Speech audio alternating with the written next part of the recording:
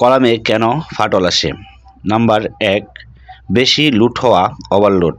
Column তার design ক্ষমতার চেয়ে বেশি ওজন বহন করলে ফাটল ধরতে পারে। নাম্বার 2, খারাপ মানের concrete, floor concrete quality, cement, বালু, পাথরের সঠিক অনুপাত না হলে বা ভালোভাবে মিক্স কিউরিং না করলে ক্র্যাক হয়। নাম্বার 3, রেইনফোর্সমেন্ট ইস্যু, রডের সমস্যা।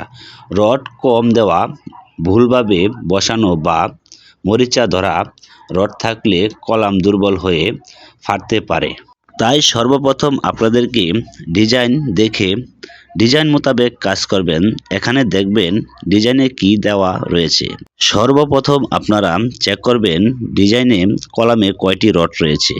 যদি দেখেন এখানে দোতলা ফাউন্ডেশন রয়েছে, সেখানে 6টি রড আছে, সেক্ষেত্রে আপনারা অনেকে আছেন টাকা বাঁচানোর জন্য 2টি রড কমিয়ে ফেলতে পারেন।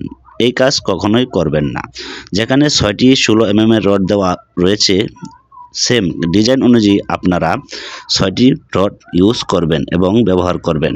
তারপর যে বিষয়গুলো আপনারা খেয়াল করবেন, বিষয়গুলো হলো খোয়া 3 বস্তা, বালি 2 বস্তা এবং সিমেন্ট 1 বস্তা। এই পরিমাণ খোয়া সিমেন্ট, বালি, সিমেন্ট দিয়ে যদি আপনারা কাজ করতে পারেন, আপনার বিল্ডিং হবে মজবুত, শক্তিশালী।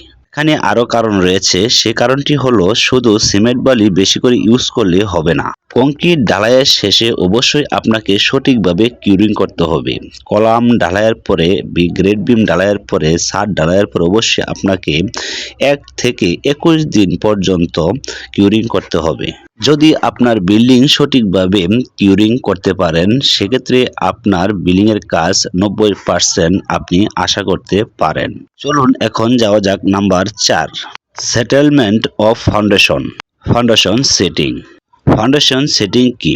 মাটির অসম বসে যাওয়ার কারণে কলামে টেস্ট তৈরি হয়, ফলে ক্র্যাক দেখা যায়।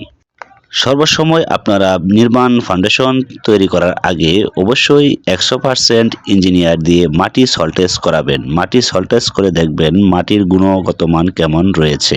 মন গড়া কখনোই আপনার বিল্ডিংয়ের ডিজাইন করাবেন না। অবশ্যই একজন দক্ষ ইঞ্জিনিয়ার দিয়ে ডিজাইন করিয়ে তারপর আপনারা বাড়ি করবেন এবং দক্ষ মিস্ত্রি এবং দক্ষ কন্ট্রাক্টর দিয়ে কাজ করাবেন। ভিডিওটি ভালো লাগলে যারা ফেসবুক থেকে দেখছেন পেজটি ফলো দিয়ে রাখবেন, যারা ইউটিউব থেকে দেখছেন তারা অবশ্যই সাবস্ক্রাইব করে রাখবেন। নিত্য নতুন ভিডিও পেতে আমাদের সাথেই থাকুন। লাইক, শেয়ার, কমেন্ট করতে ভুলবেন না। সবাই ভালো থাকবেন, সুস্থ থাকবেন। আজকের মতো এখানেই ভিডিও শেষ করছি। আল্লাহ হাফেজ।